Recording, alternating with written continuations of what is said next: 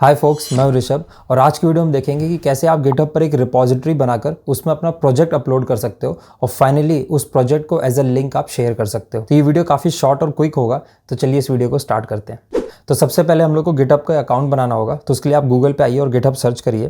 तो यहाँ पे आपको लिंक मिल जाएगा github.com, है ना। आप इस लिंक पे जाइए और इस लिंक को मैं अपने वीडियो के डिस्क्रिप्शन में डाल दूंगा, तो आप डायरेक्टली इस लिंक पर आ सकते हो। तो आप साइन अप पे क्लिक करिए अकाउंट बनाने के लिए। जैसे आप साइन अप पे क्लिक करोगे तो यहाँ पे आप देख सकते हो वेलकम टू गिटहब, और यहाँ पे अकाउंट बनाने के लिए सबसे पहले ये आपसे ईमेल आईडी मांग रहा है। इसके बाद आपको पासवर्ड सेट करना होगा और यूज़र नेम सेट करना होगा, ठीक है। और उसके बाद ये आपका अकाउंट बन जाएगा। अब मैं दिखाता हूँ आपको साइन इन के बाद आपको गिटहब अकाउंट कैसा दिखेगा। तो आप स्क्रीन पे देख सकते हो मैं अपने गिटहब अकाउंट पे आ गया हूँ, ठीक है। तो ऋषभ एन मिश्रा है, ये मेरा ऑफिशियल अकाउंट है गिटहब का। और यहाँ पे कुछ रिपोजिटरी जो कि पॉपुलर रिपोजिटरी यहाँ पे आपको दिख रही है। आपके में ऐसा नहीं होगा, आपके में यहाँ पे ब्लैंक होगा। अब अगर आपको सारी रिपोजिटरीज देखनी है तो यहाँ पे आप रिपोजिटरी में जाके सारी रिपोजिटरीज देख सकते हो। जैसे मैं इस पर क्लिक करता हूँ, अब आपको कोई भी नया रिपोजिटरी बनाना है, क्योंकि जब भी आप एक प्रोजेक्ट बनाते हो तो हम लोग एक नया रिपोजिटरी बनाते हैं, उसके अंदर सब कुछ अपलोड करते हैं। अब सिंपल टर्म्स में अगर समझाऊँ कि रिपोजिटरी होती क्या है, तो आप ऐसे समझ सकते हो जैसे कंप्यूटर के हम लोग एक फोल्डर बनाते हैं। तो नया रिपोजिटरी चाहिए, यहाँ पे देखो एक ग्रीन बटन होगा राइट साइड में न्यू।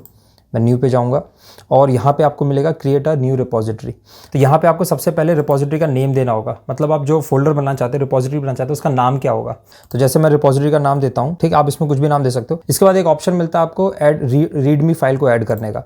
तो रीडमी फाइल को ऐड करने का फायदा ये होता है कि उसमें आप बेसिक डिस्क्रिप्शन लिख सकते हो अपने प्रोजेक्ट के बारे में, जो कि अभी मैं आपको वीडियो में आगे दिखाऊंगा। और यहाँ पे लास्ट में सिंपली रहता है क्रिएट रिपोजिटरी। थोड़ा सा कुछ सेकंड्स लेगा ये और आपका रिपोजिटरी बनके तैयार हो जाएगा। तो ये मेरा रिपोजिटरी बन गया और यहाँ पे भी आप यूआरएल देख सकते हो ऊपर, है ना। तो इसी यूआरएल को हम लोग शेयर करते हैं जब भी हम लोग प्रोजेक्ट किसी के साथ शेयर करना हो गिटहब का। अब इस रीडमी फाइल को आप एडिट कर सकते हो। तो यहाँ पे आप देखो एक पेंसिल कलर का आइकन बना हुआ है, आप इस पेंसिल आइकन पे क्लिक करिए और यहाँ पे जो चाहे वो लिख सकते हो आप। ऐसे मैं लिख दे रहा हूँ और इसके बाद आप यहाँ पे कर दोगे सेव चेंजेस। इसको सेव करने के लिए यहाँ पे आपको लास्ट में आना होगा, ग्रीन कलर का एक बटन है कमिट चेंजेस, इस पेज के सबसे लास्ट में आप उसको क्लिक करिए। अगेन ये कुछ सेकंड लेगा और चेंजेस आपको यहाँ पे दिख जाएंगे। अब रीडमी फाइल को ऐड करने का एक और फायदा होता है कि इसमें आप प्रोजेक्ट के बारे में बेसिक डिस्क्रिप्शन दे सकते हैं, ताकि अगर कोई बंदा आपके वेबसाइट पर या गिटहब पे लैंड करता है तो उसको एक बार में समझ में आ जाए कि प्रोजेक्ट है क्या, है ना। तो काफ़ी हेल्पफुल होता है। और इसके लिए मैं वापस अभी चलूँगा अपने पावर बीआई प्रोजेक्ट पर, जो कि मेरा मेन रिपोजिटरी है। तो अभी यहाँ पे मेरे पास इस रिपोजिटरी के अंदर सिर्फ एक ही फाइल दिख रही है। अगर मुझे इसमें कोई फाइल ऐड करनी है तो उसके लिए सिंपल यहाँ पे एक आपको राइट साइड में ऑप्शन दिख रहा होगा बटन ऐड फाइल का, आप उस पर क्लिक करिए।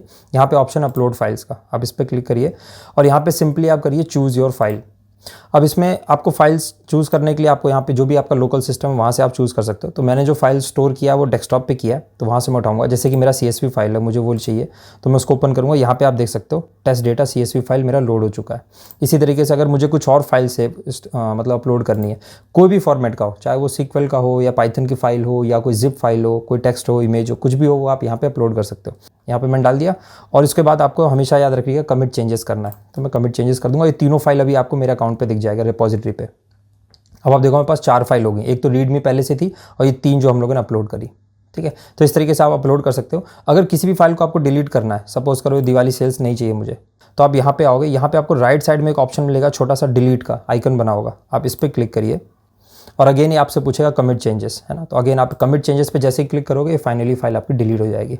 अब आप देखो मेरे पास 3 ही फाइल बची है, वो जो मेरी पाइथन की फाइल थी वो डिलीट हो चुकी है। हाँ, एक और लास्ट चीज़ मैं फाइनल आपको बता देता हूँ कि जैसे कि मैंने आपको स्टार्टिंग में बताया था कि अगर आपको ये प्रोजेक्ट शेयर करना है तो आप ये सिंपली लिंक को कॉपी करिए और इसको आप जहाँ पे भी पेस्ट करेंगे। जैसे अगर मान लीजिए मुझे लिंक्डइन पे पोस्ट डालना है तो इस लिंक को कॉपी करके मैं लिंक्डइन पे पोस्ट में इसको पेस्ट कर दूंगा, ठीक है। तो कोई भी इस लिंक्डइन के पोस्ट पर क्लिक करेगा, जो भी मैंने यूआरएल दिया होगा, तो यहाँ पे वो आ जाएगा।